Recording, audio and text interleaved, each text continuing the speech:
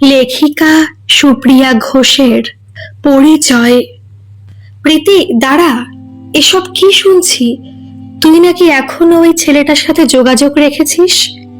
সুপ্রভা দেবীর গলায় স্পষ্ট রাগ। প্রীতি একটা গভীর শ্বাস ফেলে ব্যাগটা সোফায় রাখলো। তোকে আর কতবার বলবো আমরা বেঁচে থাকতে এই সম্পর্ক কোনো দিন মেনে নেব না। সুপ্রভা দেবী হাত নেড়ে বলে উঠলেন, কেন বারবার এক কথা বলছো মা? প্রীতি ক্লান্তি ভরা গলায় বলল, আমি তো বলেই দিয়েছি বিয়ে যদি করতেই হয় তবে আমি সৌগতকেই করব, নইলে আইবুড়ো হয়ে থাকবো। শোনো প্রীতি, নিজে চাকরি করো বলে যা খুশি তাই তুমি করতে পারো না। সুপ্রভা দেবীর গলা আরো চড়ে গেল। আমাদের একটা মান সম্মান আছে।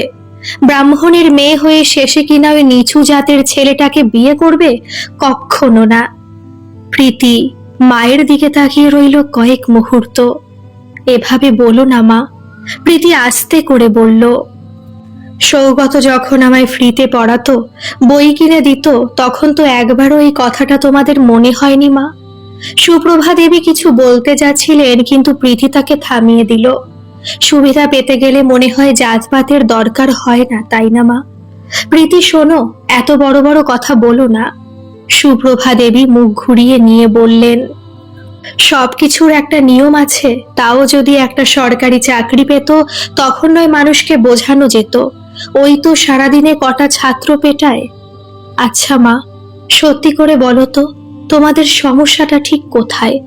প্রীতি মায়ের কথার মাঝখানেই প্রশ্ন করল।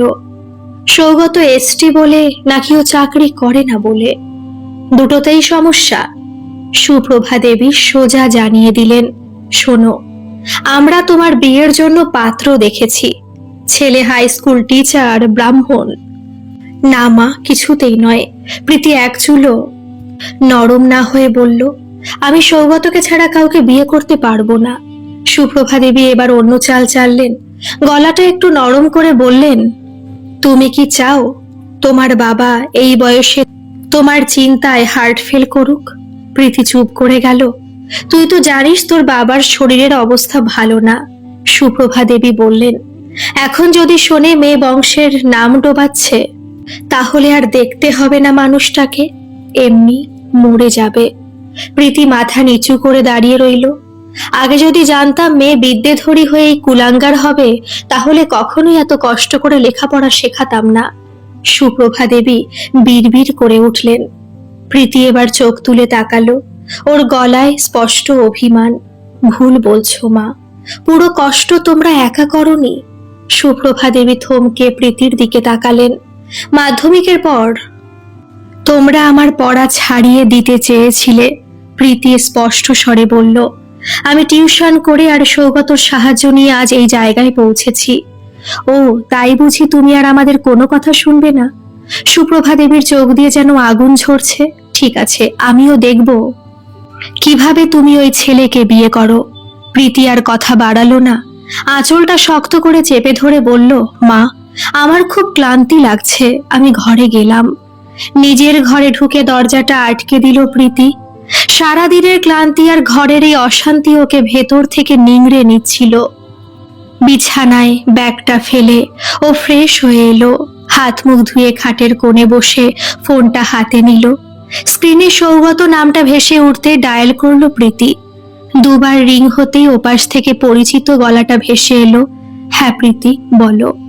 সৌগত প্রীতির থেকে 2 বছরের সিনিয়র। ক্লাস 10 থেকেও প্রীতিকে পছন্দ করত। তখন সৌগত উচ্চ মাধ্যমিকের ছাত্র। যখন সৌগত মনের কথা জানিয়েছিল, প্রীতিও না বলেনি, কিন্তু তারপরেই নিজের পরিবারের কষ্টের কথা খুলে বলেছিল প্রীতি। বাবা মা আর পড়াতে পারছে না, পড়া থামিয়ে দেওয়ার কথা ভাবছে। সেদিন থেকেই প্রীতির পাশে এসে দাঁড়িয়েছিল সৌগত। নিজে প্রীতির জন্য টিউশন খুঁজে এনে দিয়েছিল, নিজের জমানো টাকায় বই কিনে দিয়েছিল। বছরের পর বছর ধরে দুজনে একসাথে লড়েছে, চাকরির প্রস্তুতি নিয়েছে। ভাগ্য প্রীতির মুখে হেসেছিল। ও প্রাইমারি স্কুলের চাকরিটা পেয়ে যায়, কিন্তু সৌগতর কপালে এখনো শিকে ছেড়েনি। সংসার চালাতে আর নিজের পড়ার খরচ চালাতে সৌগত ছাত্র পড়ানো শুরু করে। মনে মনে সৌগত ভেবেছিল প্রীতি এখন সরকারি স্কুলের দিদিমণি। ও হয়তো আর এই বেকার ছেলেটার দিকে ফিরেও তাকাবে না। কিন্তু প্রীতি অন্য ধাতুতে গড়া। ও ভোলেনি সেই দিনগুলোর কথা। কথা দিয়েছে বাকি জীবনটা সৌগতর সাথেই কাটাবে। সেই বিশ্বাস থেকেই কিছুদিন আগে সৌগতকে নিজেদের বাড়িতে ডেকে এনেছিল প্রীতি, বাবা মায়ের সাথে আলাপ করাবে বলে। কিন্তু সৌগত টাইটেল রাজবংশী শোনার পর প্রীতির বাবা মা মুখের ওপর যা তা বলে তাকে অপমান করে তাড়িয়ে দিয়েছিল। সৌগত সেদিনই ধরে নিয়েছিল প্রীতিকে হয়তো আর নিজের করে পাওয়া হলো না। কি করছো? প্রীতি জিজ্ঞেস করলো। ওর গলার স্বর বড্ড নিস্তেজ। এই তো বসেই আছি। তুমি? সৌগত উল্টো দিক থেকে বলল, আমিও বসে আছি। সৌগতর ওপাশে একটু নীরবতা। ও প্রীতিকে খুব ভালো চেনে। কি হয়েছে প্রীতি? মন খারাপ? গলাটা এমন লাগছে কেন? প্রীতি একটা দীর্ঘশ্বাস ফেলল। আর বলো না, বাড়ি ঢুকতে না ঢুকতেই মা আবার শুরু করেছে। আজ তোমার সাথে দেখা করেছি, কোনো আত্মীয় দেখে বোধহয় মাকে জানিয়েছে, সেই নিয়ে আবার যা করে তাই করলো। সৌগত ওপাশে কিছুক্ষণ চুপ করে রইল। তারপর খুব নিচু গলায় বলল, বাবা মায়ের যখন আপত্তি, তখন কেন যোগাযোগ রাখছো আমার সাথে? প্রীতির মেজাজ যেন এক মুহূর্তে চড়ে গেল। কি বলছো তুমি? আমি বেঁচে থাকতে তোমায় ভুলতে পারবো না সৌগত। এক মুহূর্তের নিস্তব্ধতা। প্রীতি যেন একটা চূড়ান্ত সিদ্ধান্ত নিয়ে ফেলল। শোনো না, রোজকার এই অশান্তি আমার আর ভালো লাগছে না। প্রীতি সোজা হয়ে বসলো। চলো না আমরা রেজিস্ট্রি ম্যারেজ করে নি। সৌগত চমকে উঠল। কি বলছো এসব? তোমার বাবা মা কখনো মেনে নেবে না। বাবা মা কোনোভাবেই মেনে নেবে না, প্রীতি শক্ত গলায় বলল। সামাজিক বিয়েও মানবে না, পালিয়ে বিয়েও মানবে না। সৌগত কিছু বলতে যাচ্ছিল, প্রীতি ওকে থামিয়ে দিল। মা যদি অন্য কোনো কারণ দেখাতো তাহলে নয় আমি ভেবে দেখতাম, কিন্তু জাতপাত। প্রীতি যেন নিজের সাথেই কথা বলছিল। আমি নিজে একজন শিক্ষিকা হয়ে এই সবের শিকার হব? কখনো না। সৌগত একটু ইতস্তত করে বলল, আমি তো এখনো চাকরি পাইনি প্রীতি, তোমায় খাওয়াবো কি?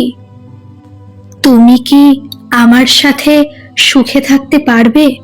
সৌগতর গলায় স্পষ্ট অনিশ্চয়তা।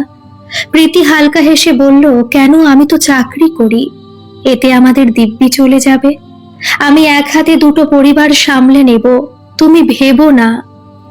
সৌগত থামল না। তবুও সমাজ কি বলবে? এই যদি ধরো আমি চাকরি না করে যদি তুমি করতে, তাহলে তো সমাজ কিছু বলতো না। প্রীতি প্রশ্ন ছুড়ে দিল, বা তোমার মনেও প্রশ্ন উঠত না? সৌগত ওপাশে নিষ্পন্দ।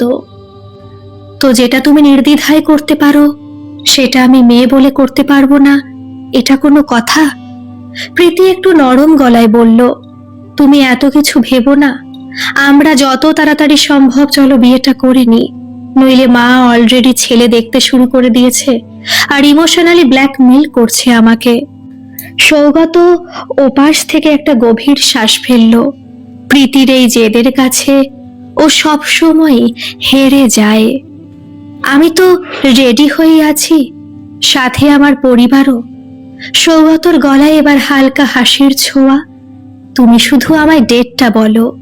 প্রীতির মুখেও হাসি ফুটে উঠল। এতক্ষণের ক্লান্তিটা যেন মুহূর্তে হাওয়া হয়ে গেল। ঠিক আছে, আমি তোমায় রাতে মেসেজ করে সব জানিয়ে দেব, এখন রাখি।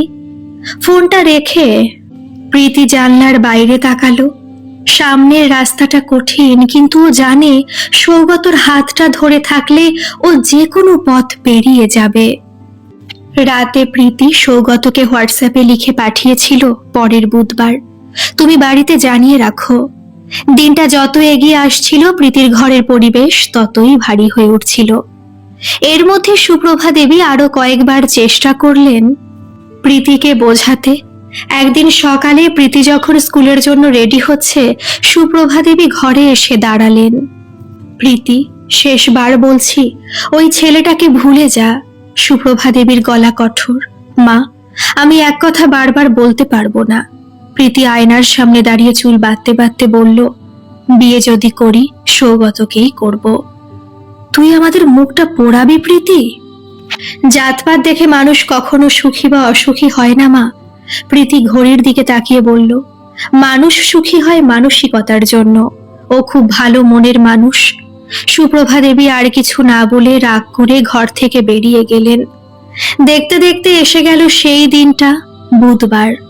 সকালবেলা প্রীতি খুব শান্ত মনে উঠল, সব কাজ স্বাভাবিকভাবেই করল। তারপর পড়া টেবিল থেকে একটা সাদা কাগজ আর কলম টেনে নিল। হাতটা সামান্য কাঁপছিল। ও লিখল, আমায় ক্ষমা করো মা, তোমাদের কথা আমি রাখতে পারলাম না। আমি সৌগতকে ছাড়া কাউকে বিয়ে করতে পারবো না। জাতপাত দেখে মানুষ কখনো সুখী বা অসুখী হয় না। মানুষ সুখী হয় মানসিকতার জন্য। সৌগত খুব ভালো মনের মানুষ। আমি ওর সাথে সুখে থাকবো। বাবার খেয়াল রেখো, আর পারলে আমাদের দুজনকে আশীর্বাদ করো। চিঠিটা পড়ার টেবিলের মাঝখানটায় রেখে প্রীতি তার প্রয়োজনীয় ব্যাগটা গুছিয়ে নিল। বাড়ি থেকে যখন বেরোলো তখন সুপ্রভা দেবী রান্নাঘরে কাজ করছিলেন। প্রীতি একবার রান্নাঘরের দিকে তাকালো, তারপর এক প্রকার নিঃশব্দেই দরজা ঠেলে বাইরে বেরিয়ে এলো। কথা মতো নির্দিষ্ট জায়গায় সৌগত ওর জন্য অপেক্ষা করছিল। রেজিস্ট্রি অফিসের কাজ মিটতে বেশি সময় লাগলো না। খুব সামান্য কয়েকজন বন্ধুর উপস্থিতিতে শৈশাবুদ হয়ে গেল। সন্ধ্যের মুখে প্রীতিকে নিয়ে সৌগত নিজেদের বাড়িতে গিয়ে উঠল। সৌগতদের ছোট্ট 2 কামরার ঘর। বাড়িতে লোক বলতে সৌগতর মা আর ছোট বোন। সৌগতর বাবা মারা গেছেন বেশ কয়েক বছর আগে। প্রীতিকে দোরগোড়ায় দেখে সৌগতর মা সঙ্গে সঙ্গে প্রদীপের থালা নিয়ে এগিয়ে এলেন। বরণ ডালা সাজিয়ে মা আর বোন প্রীতিকে সানন্দে বরণ করে নিল। ঘরে ঢোকার সময় সৌগত প্রীতির দিকে তাকিয়ে একটু হেসে বলল, গরিবের ঘরে পদার্পণ করো মা লক্ষ্মী। যেন এই ঘরে সুখে সমৃদ্ধিতে ভরে ওঠে। প্রীতিও হালকা হেসে সৌগতর দিকে তাকালো। আমি তো কোনো রাজপ্রাসাদ চাইনি সৌগত, শুধু এই ঘরটুকুই চেয়েছিলাম। কয়েকটা দিন দেখতে দেখতে কেটে গেল। প্রীতির খুব ভালোই দিন কাটছিল। সৌগত মানুষটা সত্যি খুব সাপোর্টিভ। প্রীতি যখন রান্নাঘরে হাত লাগাতে যেত সৌগত এসে বলতো, তুমি সারা সপ্তাহ স্কুল সামলাও, ছুটির দিনটা একটু রেস্ট নাও। ও এক প্রকার নিজে হাতেই তো প্রীতির সাফল্য গড়ে দিয়েছে। তাই ও মন থেকে চায় প্রীতি যেন সব সময় ভালো থাকে, শান্তিতে থাকে। তবে একটা কাঁটা প্রীতির মনে সব সময় ফুটতো, ওর বাবা মা। একটা বছর কেটে গেল। প্রীতির সাথে ওর বাবা মায়ের কোনো সরাসরি যোগাযোগ হয়নি। প্রীতি মাঝে মাঝে মাকে ফোন করত। ফোনটা বেজে বেজে কেটে যেত। সুপ্রভা দেবী ধরতেন না। কিন্তু প্রীতি ওর দায়িত্ব ভোলেনি। নিজের মাইনের টাকা থেকে প্রতি মাসে নির্দিষ্ট একটা অঙ্ক ওর বাবার ব্যাংক অ্যাকাউন্টে ট্রান্সফার করে দিত। একদিন রাতে খাওয়ার পর প্রীতি সৌগতকে ডেকে পাশে বসালো। সৌগত, একটা কথা বলবো? হ্যাঁ বলো। সৌগত প্রীতির মুখের দিকে তাকালো। তুমি এবারে টিউশনিগুলো একটু কম করে দাও বা পুরোপুরি বন্ধ করে দাও। প্রীতি স্পষ্ট গলায় বলল। সৌগত অবাক হয়ে তাকালো। বন্ধ করে দেব? তাহলে সংসারের খরচ? সংসার আমি বুঝে নেব। প্রীতি সৌগতর হাত দুটো নিজের হাতে নিয়ে বলল, তুমি এখন মন দিয়ে শুধু চাকরির জন্য পড়ো। তুমি কোনো দিকে তাকাবে না, চাকরি তোমাকে পেতেই হবে। সৌগত প্রীতির চোখের দিকে তাকালো। ও বুঝলো প্রীতি ওর জন্য কতটা বাজি ধরছে। সেই দিন থেকে সৌগত যেন জান প্রাণ দিয়ে পড়তে লাগলো। রাতে জেগে বইয়ের পাতা উল্টানো, অনলাইন মক টেস্ট দেওয়া, কোনো ফাঁকি রাখলো না। কিন্তু সরকারি চাকরি তো আর হাতের মোয়া নয়। মাঝে দুটো পরীক্ষার ফাইনাল লিস্টে নাম এসেও 2-1 নম্বরের জন্য হাতছাড়া হয়ে গেল। সৌগত খুব ভেঙে পড়েছিল সেদিন। প্রীতি সেদিন সৌগতর পাশে বসে বলেছিল, তুমি হারবে না সৌগত, আমি জানি তুমি পারবে। অবশেষে ভাগ্য সহায় হলো। রেলের গ্রুপ ডি পরীক্ষার রেজাল্ট আউট হতেই সৌগত নামটা খুঁজে পেল। মেধা তালিকায় ওর নাম জলজল করছে। চাকরিটা পাওয়ার পর সৌগতর জয়েনিং হলো। প্রথম মাসের মাইনে পেয়েই সৌগত বাড়ি ফিরে প্রীতিকে বলল, প্রীতি চলো এবার তোমাদের বাড়ি যাই। প্রীতি এক মুহূর্ত থমকে গেল। সৌগত এর আগেও অনেকবার প্রীতিকে বলেছে ওদের বাড়ি যাওয়ার জন্য, কিন্তু প্রীতি যেতে চায়নি, কারণ ও চেয়েছিল সৌগত আগে নিজের পায়ে দাঁড়াক, তারপরও মাথা উঁচু করে যাবে। আজ ভগবান সেই ইচ্ছে পূরণ করেছে প্রীতির। প্রীতি হাসি মুখে বলল, হ্যাঁ এবার চলো। পরের দিন বিকেলে কেনাকাটা করলো প্রীতি। বাবার জন্য একটা সুতির ভালো ধুতি পাঞ্জাবি আর মায়ের জন্য একটা তাঁতের শাড়ি কিনলো। সাথে সৌগত নিয়ে নিল এক হাঁড়ি রসগোল্লা আর সন্দেশ। প্রীতি মনে মনে প্রহর গুনছিল। একটা বছর ধরে যে মা বাবার গলাটা শোনার জন্য ব্যাকুল হয়েছিল, আজ তাদের মুখোমুখি দাঁড়াতে চলেছে। বাড়ির দরজার কাছে এসে প্রীতির পা দুটো যেন ভারী হয়ে আসছিল। ও কলিং বেল বাজাবে কি বাজাবে না তা নিয়ে সামান্য ইতস্তত করছিল। সৌগত প্রীতির হাতের ওপর হাত রেখে মৃদু চাপ দিল। প্রীতির চোখের দিকে তাকিয়ে আশ্বস্ত করে বলল, ভয় পেও না, বেলটা বাজাও। দুবার বেল বাজাতেই ভেতরে দরজাটা খুলে গেল। সামনে সুপ্রভা দেবী, পাশে বাবা দাঁড়িয়ে। প্রীতিকে দেখে প্রথমটা তিনি থমকে গেলেন। আঁচলটা শক্ত করে চেপে ধরে কয়েক সেকেন্ড চুপ করে প্রীতির মুখের দিকে তাকিয়ে রইলেন। মুহূর্তের জন্য সুপ্রভা দেবী মুখটা অন্যদিকে ফিরিয়ে নেওয়ার চেষ্টা করলেন। অভিমান আর ক্ষোভের ছাই তখনও হয়তো পুরোপুরি নেভেনি। প্রীতি মা বাবার এই পরিবর্তনটা দেখে আর নিজেকে সামলাতে পারল না। মা! প্রীতির গলাটা কেঁপে উঠল। মা তো! সন্তানের মুখটা এতদিন পর সামনাসামনি দেখে আর গলা শুনে চোখের জল চেপে রাখতে পারলেন না সুপ্রভা দেবী। প্রীতি আর এক মুহূর্ত দেরি করলো না, এগিয়ে গিয়ে মাকে শক্ত করে জড়িয়ে ধরলো। সুপ্রভা দেবীর হাত দুটো এতক্ষণ স্থির ছিল, কিন্তু প্রীতির ওই একটা ডাকের সাথে সাথে হাত দুটো প্রীতির পিঠ জড়িয়ে ধরলো। সুপ্রভা দেবী হাউ হাউ করে কেঁদে ফেললেন। তুই কেমন করে পারলি প্রীতি? একবারও আমার কথা মনে পড়লো না তোর? সুপ্রভা দেবী কাঁদতে কাঁদতে প্রীতির পিঠে হাত বোলাতে লাগলেন। ফোন করতাম তো মা, তুমি তো ফোন তুলতে না। প্রীতিও চোখে জল নিয়ে বলল। প্রীতির বাবাও দরজার একপাশে দাঁড়িয়ে চশমার কাঁচটা খুলে জামার খুর দিয়ে চোখের কোণটা মুছে নিলেন। দরজায় দাঁড়িয়ে থাকা সৌগত এই দৃশ্যটা দেখে স্বস্তি পেল। এতদিনের জমে থাকা অপরাধ বোধটা যেন এক নিমেষে হালকা হয়ে গেল। প্রীতি আর ওর মায়ের এই মিলন দেখে সৌগতই সবচেয়ে বেশি খুশি হলো। প্রীতি মায়ের চোখের জল মুছে দিয়ে হেসে বলল, আর রাগ করে থেকো না মা, তোমার জামাই এখন আর বেকার নয়, চাকরি করে, রেলের চাকরি পেয়েছে। আমি সুখেই আছি মা, তোমরা আমায় সুখী করতেই চেয়েছিলে। সুপ্রভা দেবী এবার চোখের জল মুছে সৌগতর দিকে তাকালেন। সৌগত সঙ্গে সঙ্গে নিচু হয়ে সুপ্রভা দেবী আর প্রীতির বাবার পায়ে হাত দিয়ে প্রণাম করলো। সুপ্রভা দেবী সৌগতর মাথায় হাত রেখে আশীর্বাদ করলেন। প্রীতির বাবাও সৌগতর কাঁধে হাত রেখে বললেন, ভেতরে এসো বাবা, দরজায় দাঁড়িয়ে থাকবে নাকি? সবাই ঘরে এসে বসলো। ঘরটা এতদিন যেন নিষ্প্রাণ হয়ে পড়েছিল, আজ প্রীতি পা দিতেই যেন আবার জীবন্ত হয়ে উঠল। প্রীতি ব্যাগ থেকে নতুন জামা কাপড়গুলো বের করে মায়ের হাতে দিল। এসব আবার কেন আনতে গেলি? সুপ্রভা দেবীর শাড়িটা হাতে নিয়ে বললেন, বাবার আর তোমার জন্য এনেছি, চুপচাপ রাখো তো। প্রীতি একটু হেসে বলল। সুপ্রভা দেবী রান্নাঘরে গিয়ে চা আর মিষ্টি সাজিয়ে নিয়ে এলেন। ঘরে বসে চা মিষ্টি খাওয়ার মাঝে সুপ্রভা দেবী প্রীতির পাশে এসে বসলেন। প্রীতির হাতটা নিজের হাতের মুঠোয় নিয়ে একটা দীর্ঘশ্বাস ফেললেন। ভুল তো মানুষ মাত্রই হয় রে মা, আমাদেরও হয়েছে। সুপ্রভা দেবী নিচু গলায় বললেন, আসলে সমাজের অনেক পুরনো নিয়ম তো, তাই বেরোতে একটু ভয় হয়। ভাবতাম লোকজনকে কি জবাব দেব, বংশের নাম কি হবে। তিনি সৌগতর দিকে তাকালেন। আমি জানি সৌগত, তোমাকে সেদিন আমরা খুব অপমান করে তাড়িয়ে দিয়েছিলাম, তুমি আমাদের ক্ষমা করে দিও বাবা। সুপ্রভা দেবীর গলাটা ধরে এলো। সৌগত হাত দুটো বাড়িয়ে দিয়ে বলল, না না মা, এসব কি বলছেন? আপনি তো আমার বড়, ভুল বোঝাবুঝি হতেই পারে, আমি কিছু মনে রাখিনি। সুপ্রভা দেবী বিষণ্ণ হেসে বললেন, আজ তো মানতে বাধ্য হলাম, সত্যি জাতপাত বড় কথা নয় রে, সুখটাই আসল। তুই যে আজ সুখে আছিস, তোকে যে সৌগত এত সম্মান আর ভালোবাসায় রেখেছে, সেটাই আমাদের সবচেয়ে বড় পাওনা। প্রীতির বাবাও এসে সৌগতর পাশে বসলেন। তোমার কষ্ট আর পরিশ্রমের কথা প্রীতি আমাদের বলেছিল, আজ বুঝতে পারছি প্রীতি কেন তোমার উপর এত ভরসা করেছিল। প্রীতি সৌগতর দিকে তাকালো আর সৌগত প্রীতির দিকে। মাঝের সব দূরত্ব, সমাজের চাপ আর ভুল বোঝাবুঝিগুলো যেন এক নিমেষে ধুয়ে মুছে গেল। চা খাওয়া শেষে মা প্রীতিকে জড়িয়ে ধরে বললেন, এখন থেকে প্রায় আসবি কিন্তু, আর আমাদের পর করে রাখিস না। তুমি ডাকলেই আসবো মা। প্রীতি মায়ের কপালে চুমু খেয়ে বলল। বংশের অহংকার বা জাতপাতের বিচার দিয়ে মানুষের যোগ্যতা ও সুখের মাপকাঠি তৈরি হয় না। আসল পরিচয় লুকিয়ে থাকে মানুষের মানসিকতা, মূল্যবোধ আর একে অপরের পাশে দাঁড়ানোর সততার মধ্যে। কারণ পারস্পরিক ভালোবাসার শ্রদ্ধাই একটি সফল সম্পর্কের একমাত্র ভিত্তি। আজকের এই গল্পটি আপনাদের কেমন লাগলো বন্ধুরা, অবশ্যই কিন্তু কমেন্ট করে জানাবেন।